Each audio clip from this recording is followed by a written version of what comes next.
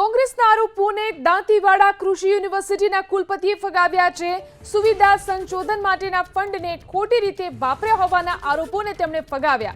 પ્રાકૃતિક ખેતીનું જ્ઞાન ખેડૂતોને આપવામાં આવે તેવી માંગ હતી।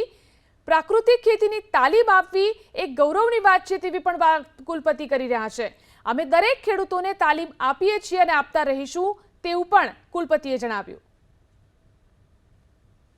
ભારતીય કિસાન સંઘના પ્રતિનિધિઓ તેમના ખેડૂતોને પ્રાકૃતિક કૃષિનું જ્ઞાન યુનિવર્સિટી દ્વારા આપવામાં આવે તેવી માંગણી લઈને આવેલા।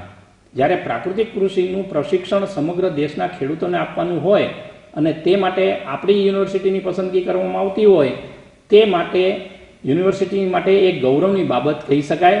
એટલા માટે આ જે અમારી પાસે ઓફર આવી એ તકને અમે ઝડપી છે। ના, એવું નથી। ખેડૂત છે એ ખેડૂત છે। ખેડૂતને કોઈ જાત, ધર્મ, જ્ઞાતિ, પ્રદેશ એવું હોતું નથી। કોઈ પણ ખેડૂત આવે એ ખેડૂતને એમ કે યુનિવર્સિટી તાલીમ આપવાનું કાર્ય કરે છે।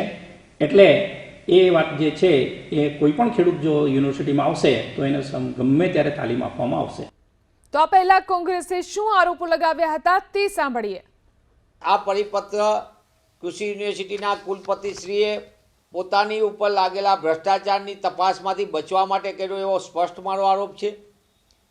સાથોસાથ આ નાણાંનો દુરુપયોગ છે।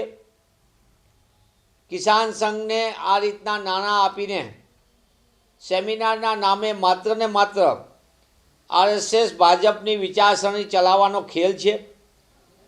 તેવા સંજોગોમાં કોંગ્રેસ પક્ષ તરીકે અમારી માંગ છે કે આ સંપૂર્ણ ગેરકાયદેસર રિવોલ્વિંગ ફંડ ફાળવનાર કુલપતિશ્રી ઉપર તાત્કાલિકપણે તેમની સામે ચાલી રહેલી ભ્રષ્ટાચારની તપાસ જલ્દી ચલાવવામાં આવે।